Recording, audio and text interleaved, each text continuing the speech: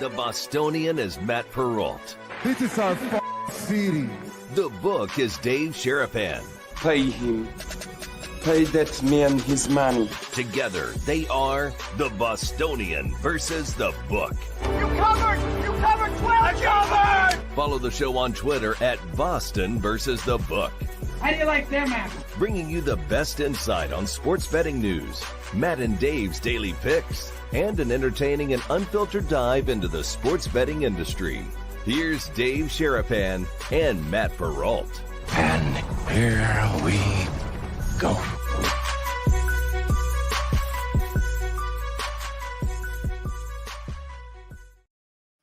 Hi, guys. How are you? Welcome into a Tuesday morning, 1 hour earlier than normal. Well, now into the afternoon on the East Coast edition of the Bostonian versus the book. My name is Matt Perrault. We're live on YouTube at Boston versus the book. That's the same handle for Twitter and X at Boston versus the book. We get replayed on Sports Grid Television late nights and Sirius XM channel 159. Today, we're going to talk some college football today and obviously Major League Baseball. We got the Home Run Derby to recap from last night, the big dumper, getting it done. Books like that, the odds-on favorite comes through. He wins $1 million. Dad and brother both being a part of that. It's pretty cool. We'll get to that a little bit later on in the program. We got a press conference from Scotty Scheffler, which was somewhat surprising. The things that he said, I got kind of a different angle. Everyone's in love with the comments. They're great. Down to earth. 29-year-old, aw shucks, millionaire. But I got something to say about what Scotty said. It's not sitting with me the same way that it is with other people in terms of how Scotty Scheffler is approaching the rest of his career, being the number one golfer in the world and a guy who's won multiple major golf championships as we start the Open coming up on Thursday. We will have a 1 hour show. I've got something at the top of the hour that I have to take care of. So this will just be a 60-minute show today. We won't get a chance to do any bonus time today, but I will hopefully later in this week be able to update you as to what's going on with Dave. He's supposed to get out of the hospital either today or tomorrow. So once that gets told, I will pass it along for Dave. As of right now, he, at last to what I was told, he is still in the hospital at UCLA Medical Center here or there in Los Angeles. So hopefully we'll see what happens coming up in the next couple of days. Hopefully today he'll get out of the hospital. He will stay in Los Angeles until the 22nd of July. I think I told you guys that. If I didn't, I apologize. But Dave will stay in Los Angeles until the 22nd. And then he is scheduled to meet with the surgeon to get the all clear and then to return back into to Las Vegas. So it's a pretty lengthy time to be away from home. But he's out of the Vegas heat. It was 110 degrees there yesterday at midnight. So he's out of the scorching ridiculousness that is Vegas in July. So that's one little good news for it. But hopefully we'll get some more information about Dave and the recovery for him. And obviously our thoughts are always going to be with him here until he gets back on the show, hopefully sooner rather than later. We start the program with the return of the GOAT. Maybe.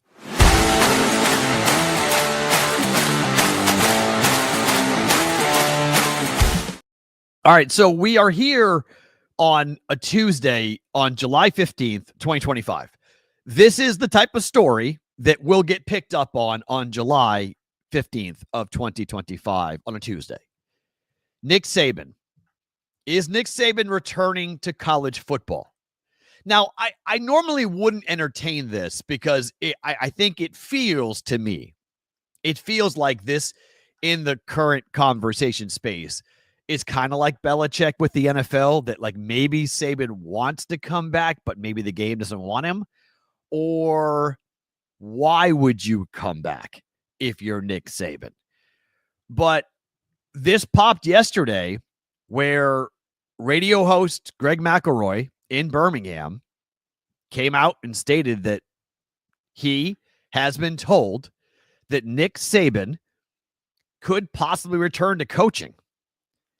Now, according to McElroy, there are some who have a, quote, firm belief that Nick Saban will return to college coaching or coaching in some form. Nick Saban is 73 years of age. He's won 7 national championships. His record in college was 292, 71, and 1. He was under 500 as a coach in the NFL. Didn't go very well for him in the NFL, but in college, I mean, I went to Alabama in the year 2001, late 2000, early 2001. I covered 5 years of Alabama football, 2000 to 2004. Nobody could have seen Nick Saban coming at Alabama because it was Bear Bryant this, Bear Bryant that. And then once in a while you would hear somebody talk about a different coach in the pantheon of what Alabama football had been. But it's Bear Bryant. Bear built it. A&M, he had obviously with the Junction Boys and what he did at Texas A&M. Bear Bryant had a big influence with Texas A&M and then went to Alabama and became Bear Bryant, right? Well, if you had told me when I left Alabama to go cover Nebraska and Creighton that I would be watching Alabama return to greatness to a superior level of just complete domination for 20 years, I would have laughed at you.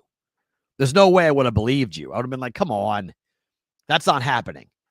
Well, it did because Nick Saban came in and turned Alabama back into the powerhouse that every Alabama fan felt like they should have been during the Mike Dubos, the Mike Shula, the Dennis Franchione, the Mike Price era, when it was just a laughingstock of college football.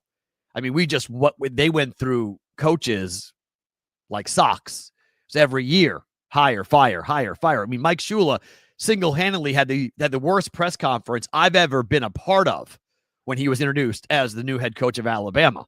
He had no idea what he was doing, and he had no idea what to say for taking over Alabama. He just got the name because his last name was Shula.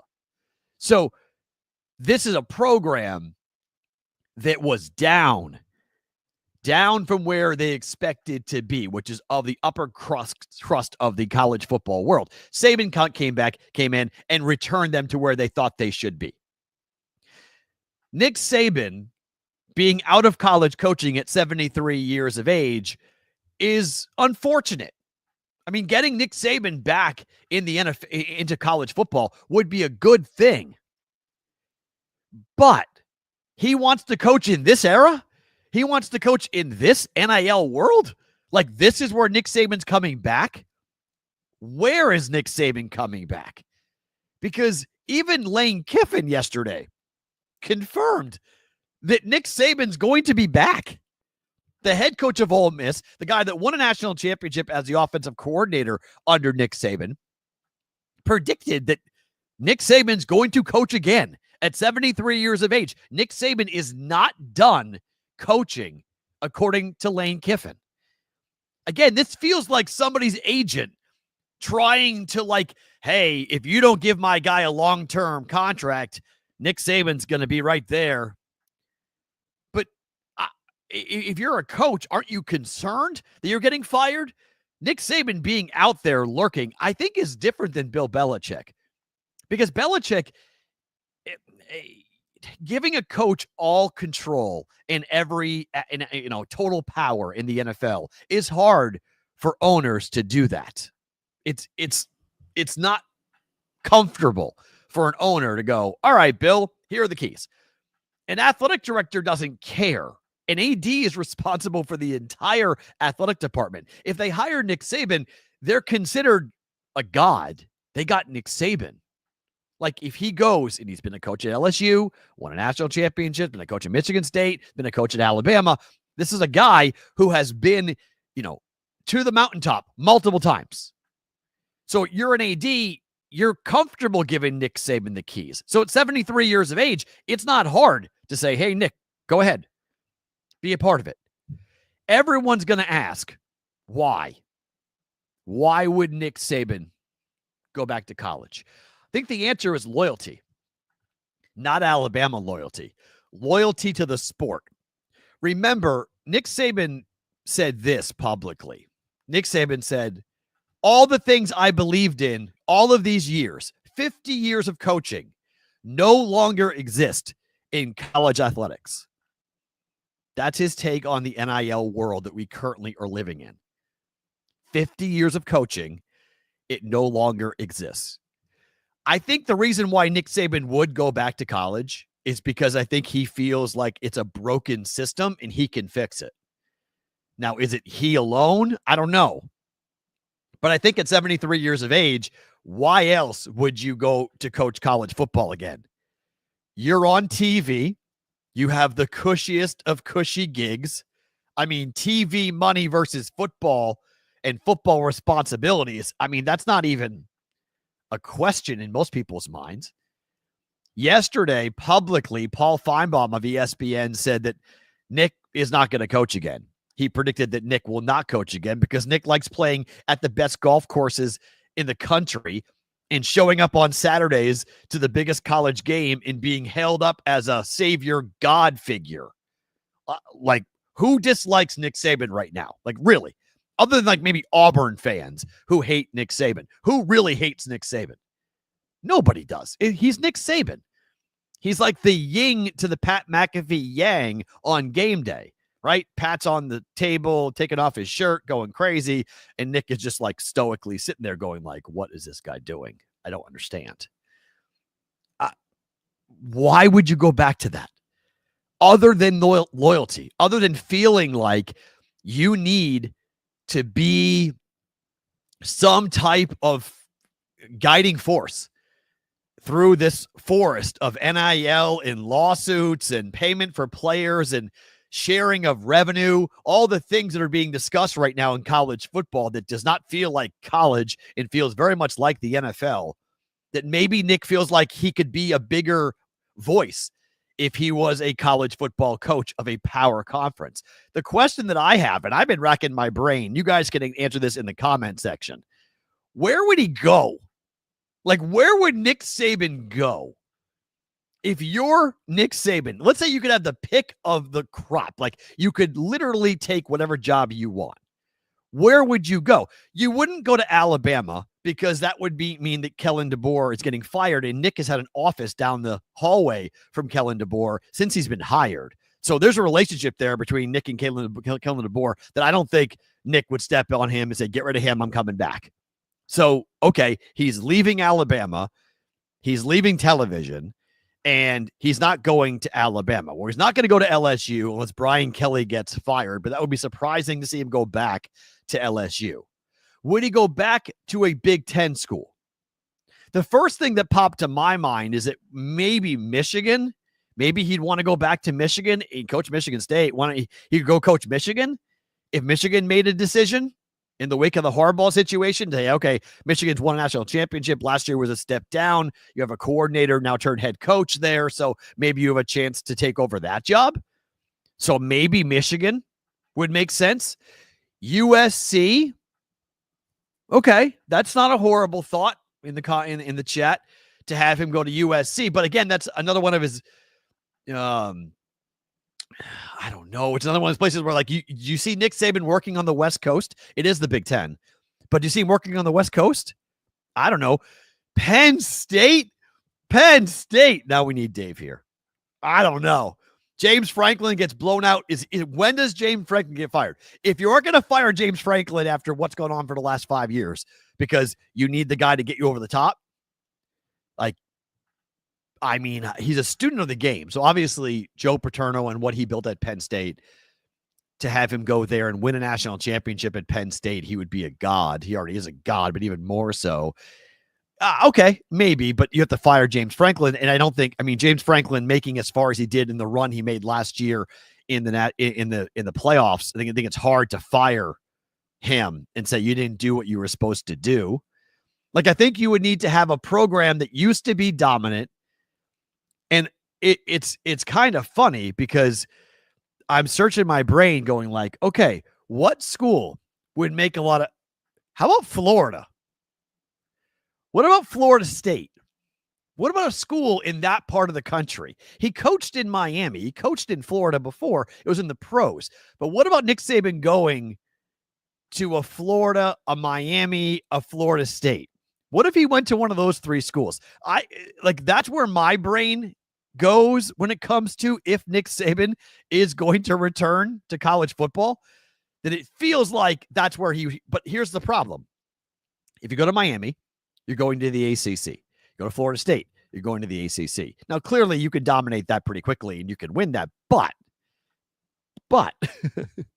what is the future of the ACC? Like, how the ACC is sort of at the mercy, and the Big 12's in the same boat. They're at the mercy of whatever the Big 10 and the SEC want to do. Like right now, mom and dad are fighting over the playoff as to what the format's going to be going forward. The Big 10 wants one, and the SEC wants another. The Big 10, well, they want automatic bids. The SEC, they want more at-large bids. So they're going back and forth about how many at-large bids, automatic bids of the 16 teams, what the format's going to look like for the future going forward. And it's just those two. Those two conferences get to dictate everything. Is Saban going to be okay being at a conference, at a school in a conference that doesn't have the same influence as an Alabama in the SEC, where he had full control, his voice carried throughout any room where they were debating anything? If Nick Saban said, I like that carried a lot of weight. It would still carry weight, but not as much if he's out of Miami or a Florida State or a Florida. So again, I wouldn't have paid much attention to this if it wasn't for like Ole Miss coming back. I mean, Lane Kiffin coming back, head coach of Ole Miss, coming back and saying Nick is going to coach again. Again, you could be jabbing his old boss. He's done that before. He's said things publicly, and he's teased Saban in the past about a variety of different things. So maybe that's just Saban. That's just Kiffin getting even with Saban and just needling him. But, oh my gosh, could you imagine Maction with Saban? Saban goes to Kent State, or I guess now it's Kent, right? Joseph Matters, I would have fired James Franklin when this show began. I would have fired him a long time ago. I'm not the one in charge. So you're absolutely right. Have I fired James Franklin? Yes, I fired James Franklin a long time ago. I got rid of him. But I'm not the AD or the, of leadership at Penn State. I'm about winning championships. That's where my bar starts and stops in college football. So if I am a Penn State and James Franklin's been there for a long time and hasn't gotten it done, he got Drew Aller this year, so maybe this is the year he goes and gets it done. But I would have fired James Franklin a long time ago. Yeah, that's fair. I would have made that change. A lot of schools. Does Saban want to coach? I'm really surprised that he wants to coach. But him being out there, oh my, that is a big name coach out there for both sides, for agents to use as leverage and for head coaches to use, talking, or his agent, Saban's agent, using as well, saying maybe we'll take that job. Maybe we'll take this job. Maybe we'll take this job. Hey, ESPN, he could go coach. I mean, maybe the whole thing is a ruse to get more money out of ESPN. I wouldn't put that past Saban's team either to come in. I just think Saban to coach again, at the surface, everyone's like, why would he want to coach again? And I think I'm like, well, maybe he feels some responsibility for where we currently are in college sports. And he wants to have a bigger voice and a bigger say than what he has on game day. I mean, but literally he's on the biggest college football show in America. There aren't many places to be. If you want to really push change and talk about the future, not a bad place to do it, to go ahead and go and do it get on College Game Day every Saturday morning.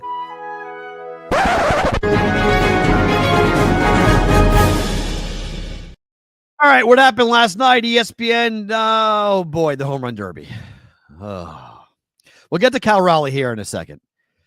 But how does ESPN manage to screw up the home run derby broadcast? The number one takeaway from last night for most people is this. This ESPN broadcast of the MLB Home Run Derby may be the worst television viewing experience in sports history. Split screen, you can't see anything. The follow cameras aren't focused, just one giant blur. What are we doing? Now, not everybody felt that way, but most people did watching that thing last night. It was not an easy watch. That was hard. It was you got vertigo going on. You got one side, which is all busy, and the left side, just a guy hitting the ball and it's static. There were so many balls that landed, you heard the broadcast team go oh my gosh. And then the cut was to something nothing like what we just saw. I know they're trying to go fast, and every player's got 40 balls to swing at, and he's trying to win $1 million. But yikes, ESPN. Like, did anybody test market that? Like, did anybody do anything? Yeah, there was so much going on. Like, there was so much going on the screen that it was just hard to follow the whole thing. It was like watching a really high stakes ping pong match with a follow camera. Like, it was just like, whoa. Like, can I just focus on like one thing right now?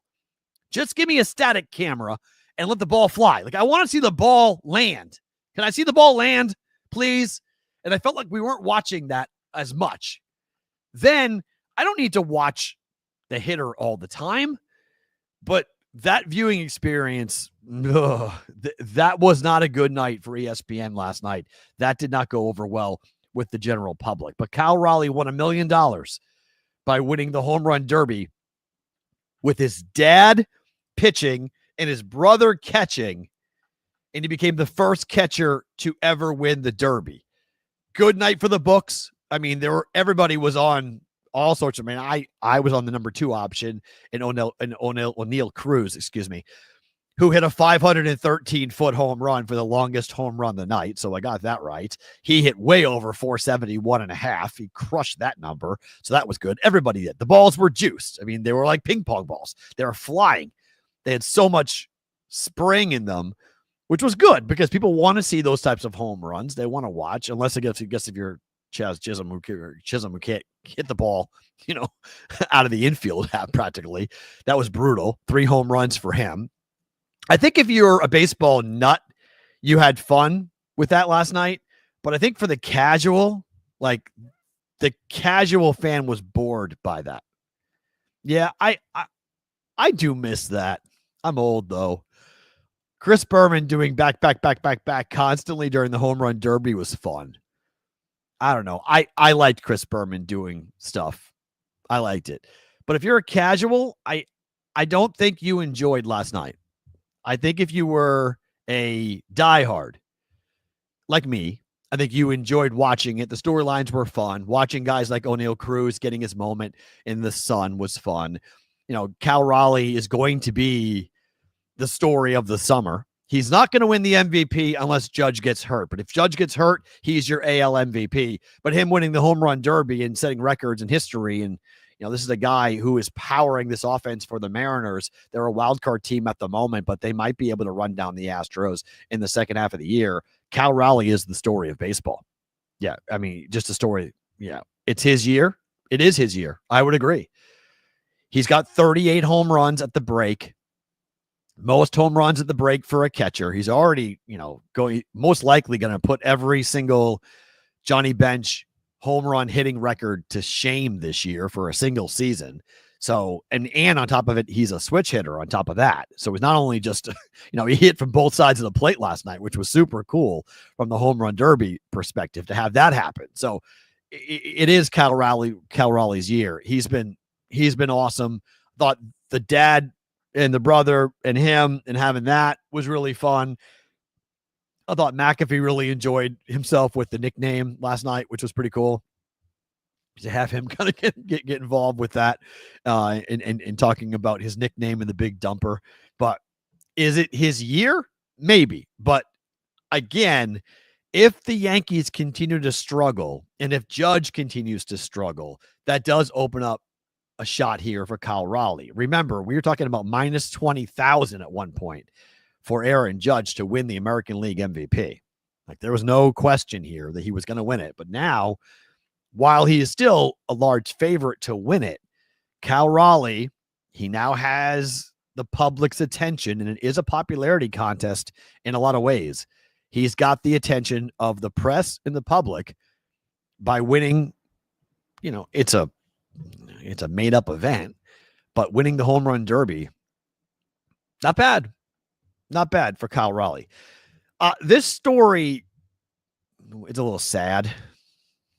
I saw it and I was like, okay, I'm talking about this because I'm annoyed by this. This comes from a situation in India where a man who was 114 years of age. 114 years of age in India. I'm not sure how to say. I think is Fahu Singh is I think how you say it. He's nicknamed the Turban Torpedo. He's believed to be the world's oldest marathon runner ever. 114 years of age. 114 years of age. He was born in 1911. Yeah, Josie Myers. Born in 1911. Only to be hit by a damn car. He sustained a severe head injury in a hit-and-run accident on Monday when he was crossing the road in his native village in India. He was taken to a hospital where he later died. Sorry, he was in London. Excuse me. Hit in London. He's from India. His London-based running club in charity confirmed his death. He became the oldest man to run a full marathon in 2011 at the age of 100 in Toronto. His accomplishment was recognized by the Guinness Book of World Records. I mean, what are we doing? You live 114 years on this earth, 114 years of age. You run a marathon at the age of 100. He had a passport, a British passport, that showed his date of birth as April 1st, 1911, with a letter from the Indian government stating his birth records, that birth records were not kept in 1911. Like, that's how old this guy is. That guy was older than the actual record of keeping people's births. And somebody hit this guy. Like, somebody in a hit and run hit this dude. It's bad enough you killed somebody, right? I mean, horrible, awful, disgusting situation where you kill somebody. But not only do you kill somebody, you kill a 114-year-old guy.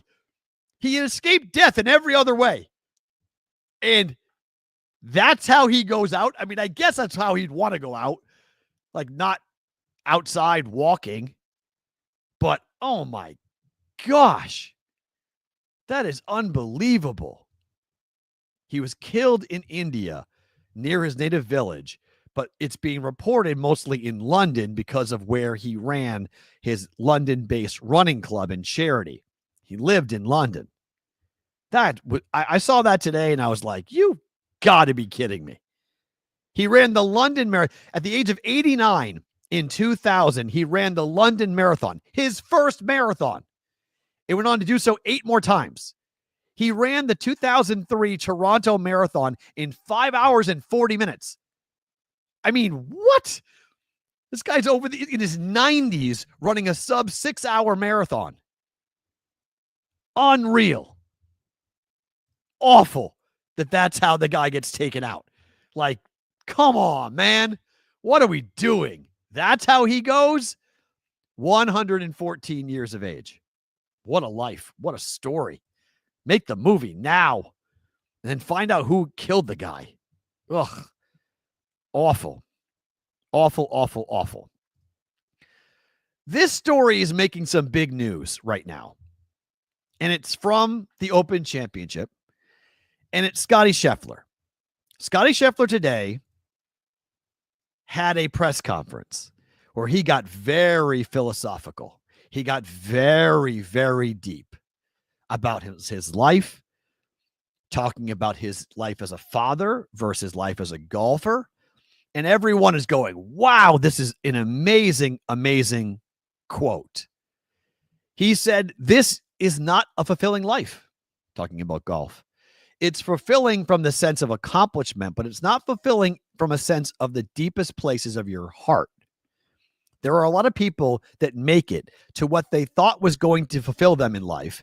And you get there, you get to number 1 in the world, and they're like, what's the point? I got a couple different thoughts on this from Scottie. And while I think a lot of people are gravitating towards this as saying like he's a regular guy and he gets it. He said, showing up at the Masters every year, it's like, why do I want to win this golf tournament so badly? Why do I want to win the Open Championship so badly? I don't know, because if I win, it's going to be awesome for 2 minutes. Then we're going to go on to next week. And it's like, hey, you won 2 majors this year. How important is it for you to win the FedEx Cup playoffs? It feels like you work your whole life to celebrate winning a tournament for like a few minutes. It only lasts a few minutes. That kind of euphoric feeling. My problem with this is a conversation you have when you have everything. Like when you've gotten to the mountaintop, when you have climbed the highest mountain, when you are the best player in the world, you can afford to sit here and wax poetic about the meaning of life versus a guy who's living out of his car, who is trying to make ends meet and trying to make enough money to make it to the next tournament and trying to keep his career and his dream alive. You've accomplished the dream. You've done what you've needed to do. And it just reminded me of what I was told. I'm 48 years old, and I was told by many people older than me in my 20s and 30s to enjoy the ride of radio. The radio ride that took me to Virginia and Alabama and Nebraska and Iowa and New Hampshire and Massachusetts and Texas and Nevada. To enjoy the ride.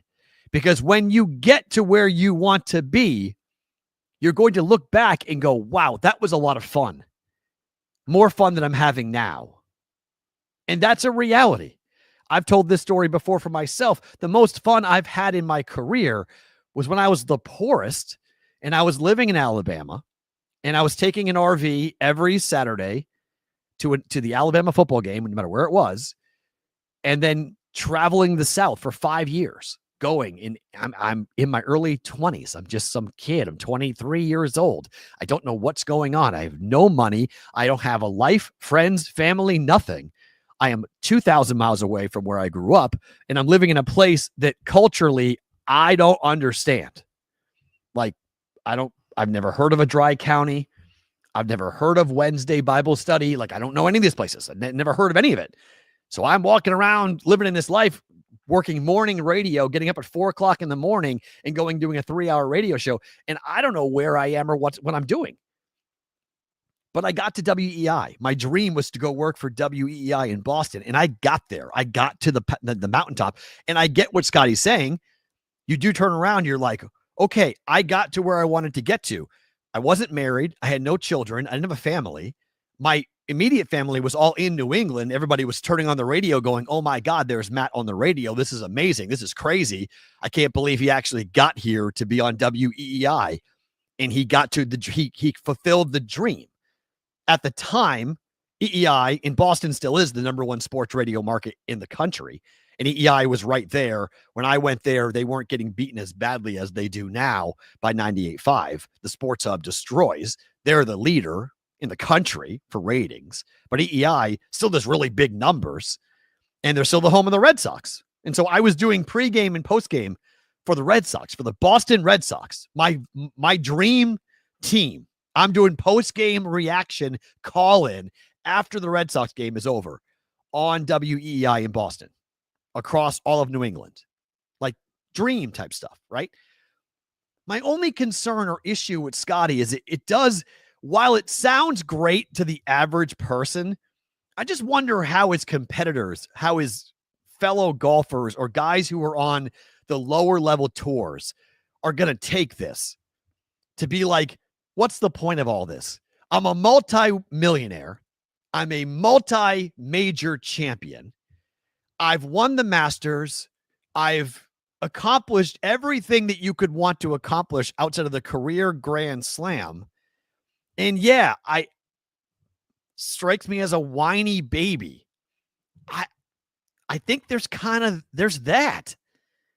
I kind of agree with that. Like, yes, Josie Myers, it's not the destination that makes it worth it. It's the journey.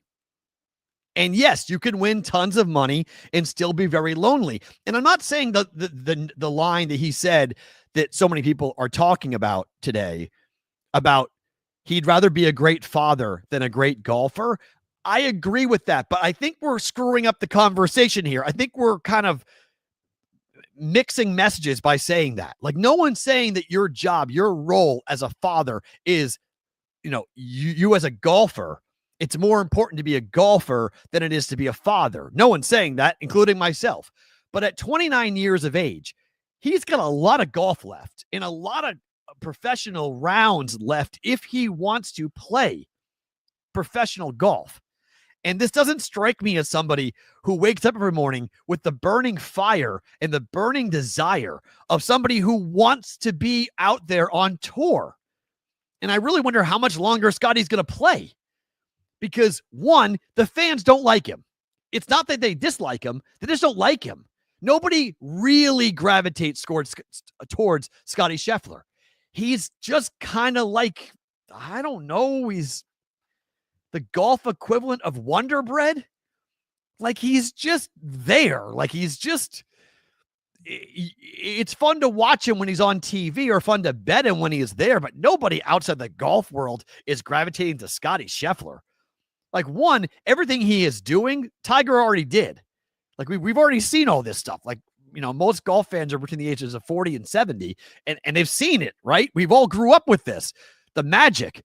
We talked about it during the U.S. Open when they had the rain delays, right? They showed the Tiger Woods and Rocco Mediate 2008 U.S. Open. Tell me that wasn't more fun than watching the 2025 U.S. Open. The roars are different. The clothes are different too, but the roars are different. The game's different. The game was more fun. Tiger made it more fun. And so I wonder if Scotty is feeling unfulfilled. I wonder if Scotty is feeling like, why am I doing all of this? Why am I killing myself for all of this when no one's paying attention, really? Like, people know who I am, but I'm not like this. I'm the best golfer in the world. And Scotty Scheffler would not, like, if you walked in to anywhere and like didn't say who you were, I don't think people would know who the hell he is. They would just go like, okay, I don't care. Like, I'm a pro golfer. So what? Like, he doesn't carry that type of rock star status. Tiger Woods was set up at the villas, at the MGM for months on end. He went there for months. He never came out because if he did, he got mobbed. There were people everywhere, paparazzi everywhere. Now, he was doing some shady stuff in there, but whatever. Like, that's the rock star. Tiger lived that life. That is not Scotty. And I'm not saying Scotty's a bad person because he's a family man and Scotty's 29 years old and he appears to have his head screwed completely on and he completely has the right angle and attitude. But I think a lot of people who watch that press conference today with Scotty are going to come out of there and be like, oh my gosh, this guy, what a line. This is not a fulfilling life. It's fulfilling from the sense of accomplishment, but it's not fulfilling from a sense of the deepest places of your heart. And while that sounds profound and it sounds like a big, deep thing, look at this. He's boring. He's boring. Scotty Wonderbread. I'd rather hear from somebody who wasn't on top of the mountain. That's my take too. Like, that's my takeaway from it. It's like, I know that's probably a very cynical way of approaching what is a very profound and deep conversation that he has clearly had with a multitude of people.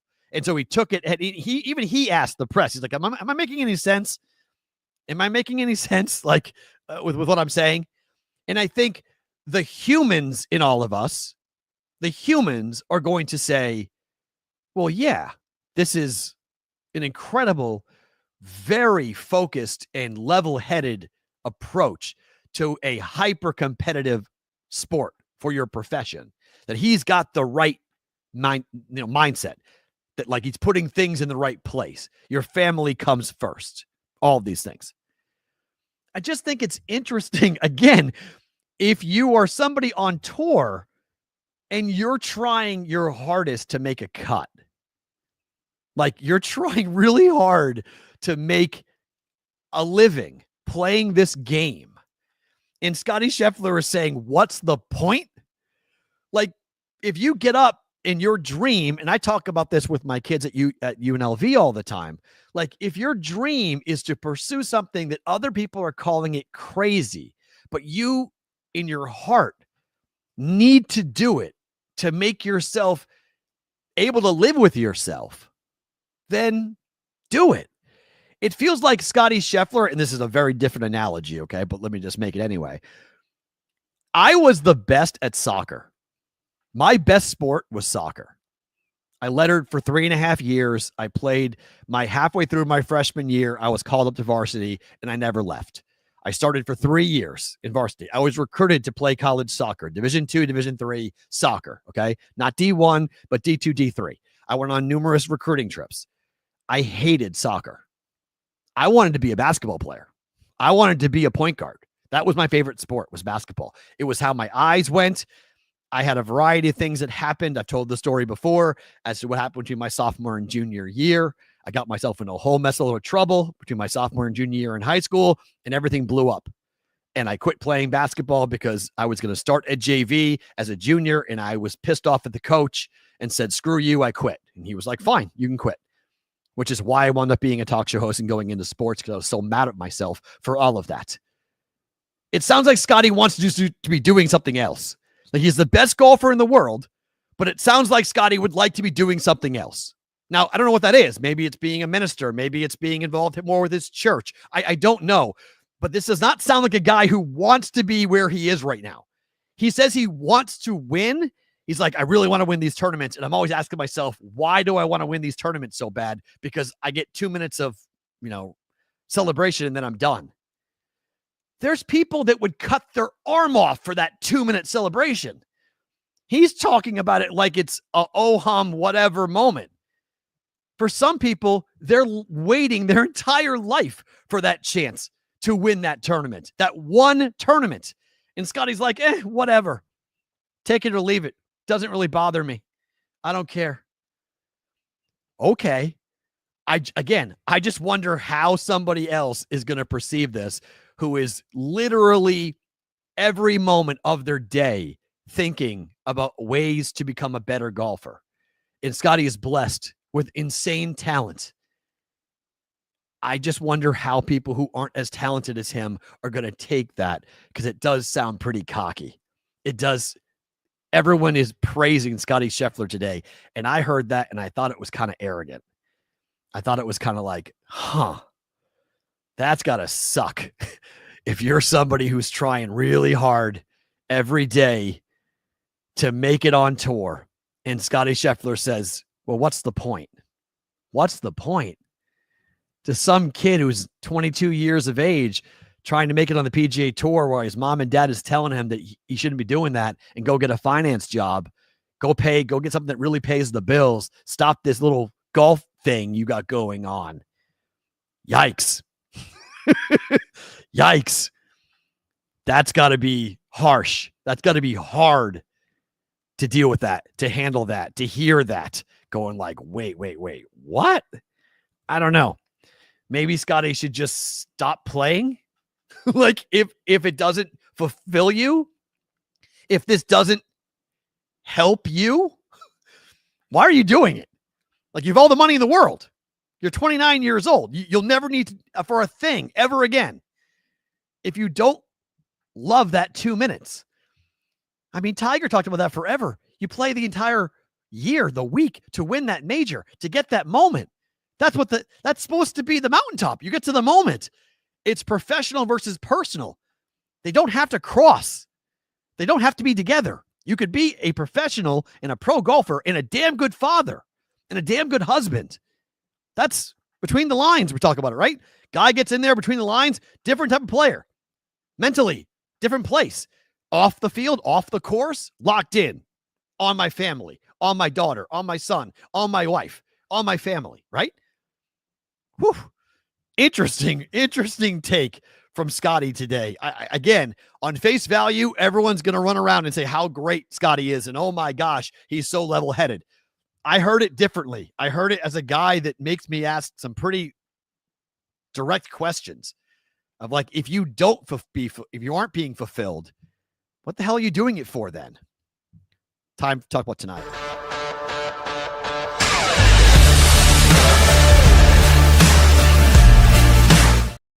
All right, just the picks. Let's talk about the All-Star Game tonight. I'm taking the National League to win this thing tonight. I got it at minus 115 last night on the money line. And here's really why. If you look at the way the National League is constructed, I just don't think the American League's nearly as good. Like, the National League has Ohtani, the AL does not. The AL is starting a team tonight that doesn't make me really get all that hot and bothered. I'm not that, it's the All-Star Game. So it is all under, it's difficult to sit here and say that guys aren't great, but they're starting Gleyber Torres and Riley Green at the 1 and the 2 spot. Now, I know you guys, some of you are Tiger fans, but I don't like the Tigers. So I'm not really impressed with their 1-2. Yeah, Judge, Raleigh, and Guerrero is decent, but like the lineup just isn't the same. The National League lineup is so much better. Ohtani, Acuna, Marte, Freeman, Machado. That's your 1, 2, 3, 4, 5. Like, that's an all-star lineup. I look at the American League lineup, I'm like, so it's the kind of goods? Like, where are the all-stars for the American League? Yes, pitching, they're great, and they got Scooble going tonight. Absolutely, 100%. But give me the National League to win, and give me the under. I went and looked at the games outside. Last year was inside, 5-3 win for the American League in Texas. That was a Dome Stadium. T-Mobile Park in Seattle, 3-2 win for the National League. Last time they won this thing and snapped like a 9-year streak of the American League winning. Dodger Stadium, 3-2 American League. Coors Field in 21, 5-2. In 2019, Cleveland, 4-3. In 2018, in D.C., it went to extras, 8-6. That game went over. Petco Park in San Diego, 4-2. Great American Ballpark in Cincinnati in 2015, 6-3. That's the last time a 9-inning game went over 7 in the All-Star Game. It's an even money play. I've seen a lot of people say take the over. It's the All-Star Game. Give me the under. I don't think we're seeing offense here. Give me the under. And we're staying right there with the prop bet of the day.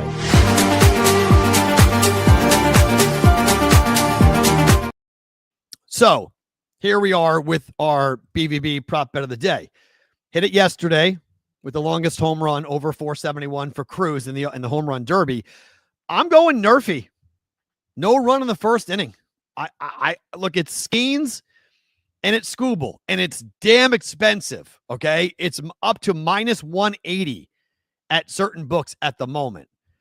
But I mean, Scooble has given up a first inning run 3 times all year. Skeens 0. He's 20 for 20 for going and not giving up a run in the first inning. Like, Skeens, it would be very surprising to see the American League score. So it comes down to the National League. And can Scooble hold his own? He's 10-3 with a 2.33 ERA. He's got a strikeout rate of 35% over the last 30 days. He's way for the odds-on favorite to be a back-to-back Cy Young Award winner. And I just don't think we're going to see any offense early here. I think we're not going to see a lot of offense at all.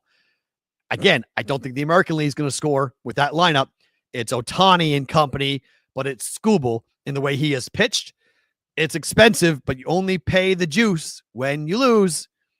160, 150. I've seen a bunch of, somebody told me that there's a bunch of bonuses out there, boosts, if you will. Like MGM, I think, has a boost to minus 150 that you could jump in with that. So you can do that. This isn't horrible. I've seen people do this about parlay. Nerfy, AL plus 2.5, under 9.5. Don't mind that. Those are all alternatives except for the Nerfy at plus 130. I've seen people from the Daily Juice who have parlayed all 3 of my bets. I don't think that that's a good idea, personally. I don't like when you do that. But Nerfy under National League, you can do something like that if you want. I mean, I think they're somewhat all correlated. If we go high scoring, I think the American League will win this thing. But I mean, the National League is better. Like, it's just better. Pitching wise, it's power arm after power arm. And all these guys do are strike out. That's all they do. They strike out like crazy. Like, look at the scoring's down, home runs down, power arms up. Everyone's throwing 100. Basically, everybody coming out of the pen. Does Mizorowski pitch tonight for the National League? Does he close the game tonight for the National League? Really piss off the Phillies. Put him in the closer role. Get him to come in and throw absolute gas. Everyone's throwing 100, and they all know they're going to pitch for like 10 pitches, so they're letting it all out. In today's day and age, unless we see home runs like crazy, guys just run into them, maybe it goes over. But that would be very surprising early, given the two pitchers. Yeah, you could say draw 0-0. That's possible, but the Nerfy too. I don't think both teams score. I don't think it's 1-1. If it is, I'm dead wrong. I've been dead wrong before, but I'd be dead wrong with that. So, to me, National League wins, no runs in the first inning, and we're going under 7. A pitcher's duel coming up here for tonight. All right, time now for the Circa Sports Pro Football story of the day. How about the Bucks? We'll get to them here in 1 second. A reminder for you guys that the Ultimate Football Weekend, August 21st, 22nd, and 23rd at Circa Sports. We'll be live on the 21st and 22nd from Circa Sports, BvB Live. Dave hopefully going to be there as well. We'll all be hanging out with you guys, talking about Circa Survivor and Circa Million, $6 million for the 5-pick per week contest, and $15 million for Circa Survivor for the one winner for 20 weeks. That's 18 regular season games plus Thanksgiving and Christmas. For full information, go to circasports.com. And we look to see all you guys coming up at the Ultimate Football Contest Weekend on August 21st and 22nd. They did it. They went and they did it. You got to tip your cap here to whoever decided it was a good idea to go and say, hey, it's time to go back to the uniforms that made us, I don't want to say famous, okay? But these are awesome. Like, those are awesome. The original 1976 Tampa Bay Buck jersey. They're going to win. They're going to wear this jersey in week 1 coming up here. Week 1, the original creamsicle is back with the pirate on the helmet for the Tampa Bay Bucks. Now, their uniforms are pretty tight and pretty sweet anyway, but that uniform is tremendous. It just reminds me the Patriot should go back to Pat the Patriot. Like, there are so many uniforms. The Falcon should go back to the red helmet and the black Falcon. Like, I know I'm 48. I know I want my childhood, but you can't tell me that the Flying Elvis Patriot logo is a good logo in 2025. It's not. It's a bad logo. It's boring. It's been done. It's ugly. Same thing with Tampa. Now, the flying flag's not awful, but people love the Buccaneer. They love that creamsicle. It's the same thing like when Dave pulls out the powder blue for like the Royals. The Royals knew this. The Royals are wearing the powder blue a ton now on Saturdays at Kauffman for home games. Like, teams are beginning to figure it out that this is what the fans want, but that should be their primary, not a one-time, one-off thing. They should go back to those colors. They stopped doing that because they didn't win in them. They thought they were jinxed. That's why they stopped. But I would love it. Eric's asking, Matt, what are your thoughts about the Browns elf? You know I don't like that thing. I don't like that thing at all, but it's better than just a flat logo or a helmet. At least it's something. I'm not in love with it. Dave loves it. I don't love it. I think it looks kind of wonky and weird, but okay. Brownie the elf. Sure, that's fine. Flying Elvis is awful. It's awful, K-bro. 100%. The powder blue would be better if they could score. Sure. Yes, it would be better if the Royals could score and had an offense. But I love that. Tampa Bay Bucks, I absolutely tip of the cap. Beautiful, awesome. Give me more. Everybody give me more. I want more of those opportunities to watch a team with throwback uniforms and not make them throwback. Go back to their original uniforms. The Giants with the giant on the side, go back to that. Go back to that too. There are so many teams whose logos in the 80s and 90s were better than what we have now. We've gotten worse with logos, not better. Go back to what it was, please.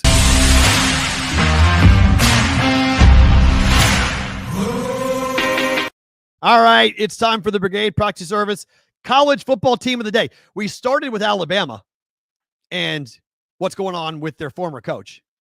We'll continue with Alabama today for our team of the day. Texas yesterday, Bama today.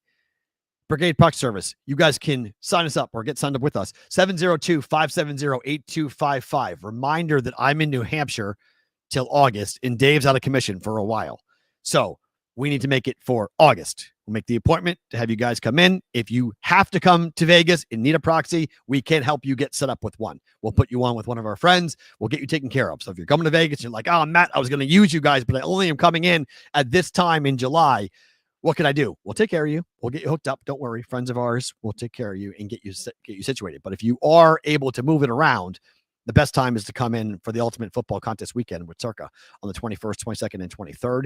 They've got packages and room rates and good stuff going on with that. If you are coming in, and you can sign up with us, 702-570-8255, or go to our website, thebvbbshow.com. Alabama, picked by most to have a bounce back year after missing the playoffs, picked by most to be in the top 5, maybe even top 2 behind Texas. 9.5 is your projected win total, your prop, your number. Over is juiced to -125, the under at +105. Much like Texas in their first game of the year at Ohio State, we're getting Alabama at Florida State.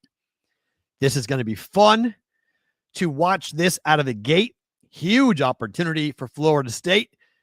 Big game for Alabama as they're going to break in a new quarterback as Jalen Milroe is now in the NFL. There are 3 different quarterbacks fighting here during camp when it opens to see who's going to be the starting quarterback for Alabama. They play at Georgia. Buckle up. That is not easy, and it's been a house of horrors, really, on the road for the Crimson Tide last 2 years for Alabama. On the road has not gone well. At Florida State, at Georgia, at Missouri, at South Carolina, at Auburn, with Oklahoma and Tennessee at home. That is not an easy schedule for Alabama. That's why you see their odds down at DraftKings to 12-1 to win the national championship. You don't normally see Alabama behind Clemson and Oregon and Penn State to win the national championship, but that's what we currently have. Ohio State and Texas are 1-2, 2-1, depending on what book you're looking at. And those 2 teams play in week 1. Georgia right behind them, Penn State and Alabama at 12-1. 9.5. If things don't go well with the quarterback position, and Alabama has recruited extremely well, according to most people who follow college football recruiting, Bama needs an offensive line back. I'm not saying you're wrong, saying give me the under. Having them win 9 games wouldn't be crazy. 9 games most likely gets them into the playoff. Most likely gets them into the playoff. But, woo boy. Yes, they're playing FCS teams, Jimmy Football, because all SEC schools play FCS football. That's what SEC schools do. They play an incredibly tough conference, and so they always jump in and get a benefit, right? For you, they're playing schools, Eastern Illinois, right before the Iron Bowl. Little practice game before they go play the Iron Bowl on the road at Auburn, which is always a really difficult place to play for Alabama. Right now, if you're asking me right now, what am I doing? 100%. I'm looking at that going, oh boy, that's danger. Yeah, I would agree. 9 wins and no playoffs. Yes, Alabama will be looking for a new coach if that winds up happening. 100%. We'll learn a lot about Bama against Florida State out of the gate. If they struggle or they lose that game, good night. Like, it's going to be like right now, Bama fans are okay with giving DeBoer a pass for year 1. Can't happen in year 2. It's going to have to be much, much better in year number 2. Time now for my favorite thing about today.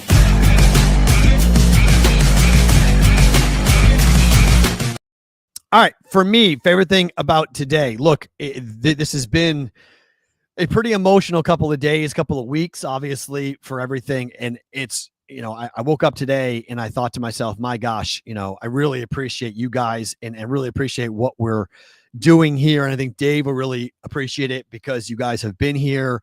The chat is still flowing. It's July. I mean, this is the dead of dead months and the dead of dead weeks in terms of what's up. We have the All-Star Game tonight, and that's it.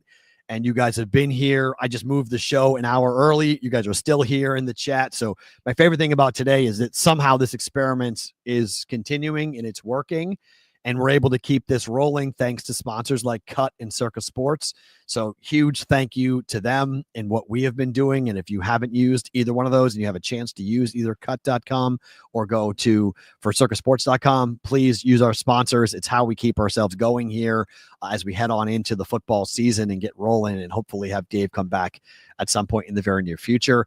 Tomorrow, we will go back to our normal slot at 1 o'clock Eastern time with me. So we'll go back to our normal start time for a show on Wednesday. Thursday, Debro comes back. We'll start breaking down more with NFL divisions. NFC North will be the division we'll break down coming up on Thursday. And then our second installment of Fight Song Friday, not Roll Call Friday, but Fight Song Friday.